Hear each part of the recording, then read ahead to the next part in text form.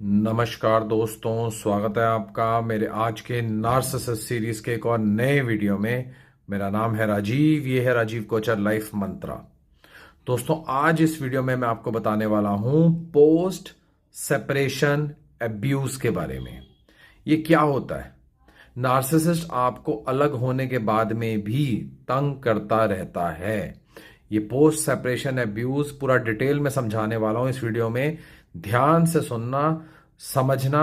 अगर आप नार्सिसिस्ट से अलग हो चुके हो और ये जो जो पॉइंट्स मैं बता रहा हूं इनमें से कुछ भी हो रहा है तो समझ जाना आपके साथ पोस्ट सेपरेशन एब्यूज हो रहा है। नंबर 1, बच्चों को आपके खिलाफ भड़काना। अगर बच्चों को नार्सिसिस्ट आपके खिलाफ भड़का रहा है, देखिए आप दोनों पेरेंट्स हैं उसके, तो जब नार्सिसिस्ट, अगर बच्चे आपके साथ भी रह रहे हैं और नार्सिसिस्ट से कभी कभी मिलते हैं और आप देख रहे हैं कि बच्चे जो हैं वो आपके साथ बदतमीजी करने लग गए हैं, बच्चे आपको गालियां देने लग गए हैं, बच्चे आपसे अच्छा बर्ताव नहीं करते हैं, बच्चे आपसे सीधे मुंह बात नहीं करते हैं, और खासकर जब वो नार्सिसिस्ट से मिलकर आते हैं तो बच्चों के स्वभाव में बहुत ज्यादा चेंज आ जाता है। तो नार्सिसिस्ट इसके पीछे है। यही वो कर रहा है ताकि आपको दूर बैठे हुए भी वो दुख दे सके, परेशानी दे सके, एब्यूज कर सके। नंबर 2, बहुत तरीके की लीगल बैटल्स में आपको फंसा देना। आपको कभी कहीं कोर्ट कचहरी हो रही है, कहीं कुछ हो रहा है, कहीं कस्टडी के लिए हो रहा है, कहीं आपको फाइनेंसिस के लिए हो रहा है, कहीं प्रॉपर्टी के लिए हो रहा है, कहीं ना कहीं कोई केसेस हो रहे हैं, आप फंसे हुए हैं, आप लीगल बैटल्स में फंसे हुए हैं। और वो लीगल बैटल्स का एक्चुअल में आपकी लाइफ में कोई मतलब नहीं है, पर नार्सिसिस्ट ने जानबूझ के आपको तंग करने के लिए मल्टीपल तरीके से आपको लीगल बैटल्स में फंसा रखा है, जिसकी वजह से आपको पैसे वाली साइड से भी दुख हो रहा है, परेशानी हो रही है, रोज आपको जाना आना पड़ रहा है, उसके लिए परेशानी हो रही है, और अपनी लाइफ को आगे बढ़ाने पे आप फोकस नहीं कर पा रहे, उसमें भी परेशानी हो रही है। नंबर 3, डिजिटली आपका पीछा करना, आपके सोशल मीडिया पे नजर रखना, आप कहां जाते हो कहां आते हो उस पे नजर रखना, अचानक ही आके आपको दिख जाना, या आपके दोस्तों के थ्रू आपके सोशल मीडिया पे नजर रखवाना और आपके दोस्तों के थ्रू आपके ऊपर नजर रखना। ये सारे काम डिजिटली नार्सिसिस्ट करता है जब वो आपसे दूर हो चुका होता है या जब उससे आपका पीछा छूट चुका होता है, आप सेपरेट हो गए होते हो उसके बाद में। नंबर 4, आपके बारे में स्मीयर कैंपेन चालू होगा वहां पे जहां आप रह रहे हो। जब आप नार्सिसिस्ट से अलग हो गए हो, आप उसके घर से जहां वो था उससे दूर चले गए हो, किसी जगह में रह रहे हो, तो उस जगह के लोगों को या उस जगह के उनको वो स्मीयर करेगा। खुद भी करेगा, फ्लाइंग मंकीज के थ्रू भी करेगा, कॉन्टैक्ट बना के भी करेगा, फ्रेंड बना के भी करेगा, स्मीयर करेगा, आपका नाम खराब कराएगा, आपके नाम पे धब्बा लगवाएगा, आपके नाम के आगे बल्कि लोगों को भड़काएगा, गलत बातें फैलाएगा। ये सब कुछ नार्सिसिस्ट करता है जब आप उससे अलग हो जाते हो तब।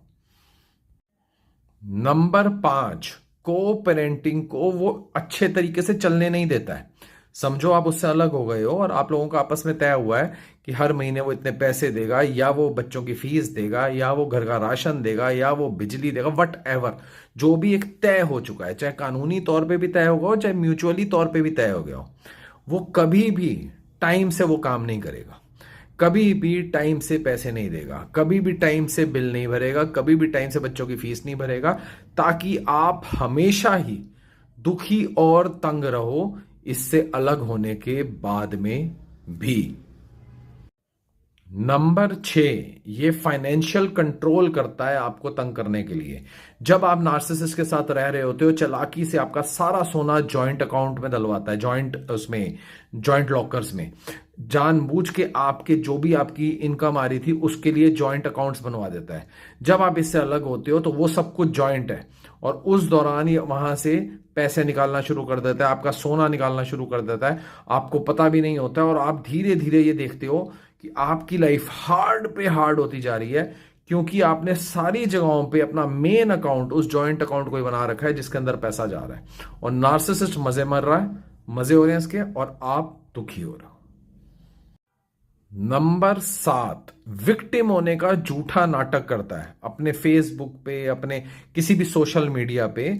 उदासी भरे कोट्स डालता है कि इसको बहुत बुरा लगा सेपरेट होके, या इसके साथ ये हुआ, या इस पे जुल्म हुआ, झूठ, ताकि लोग इसको सिंपथी दें।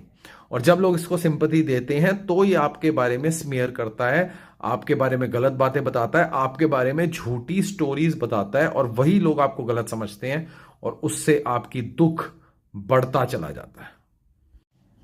नंबर 8, अचानक ही ये पीस के लिए प्रकट हो जाते हैं। अचानक आते हैं, चलो पीस कर लेते हैं, अचानक ही मिल जाते हैं, चलो फिर से हम शुरुआत करते हैं। पर इनका कोई इरादा शुरुआत करने का नहीं है, इनका कोई इरादा पीस का नहीं है। इनका इरादा सिर्फ ये है, बार बार बार बार बार बार आपके सामने आके वो पुराने घाव को हरा कर देना, आपको हमेशा एक्शल्स पे चलाना, आपको हमेशा दुखी रखना, आपको सोचने पे मजबूर करते रहना कि ये हो क्या रहा है, और आप हमेशा हमेशा हमेशा दुखी रहोगे।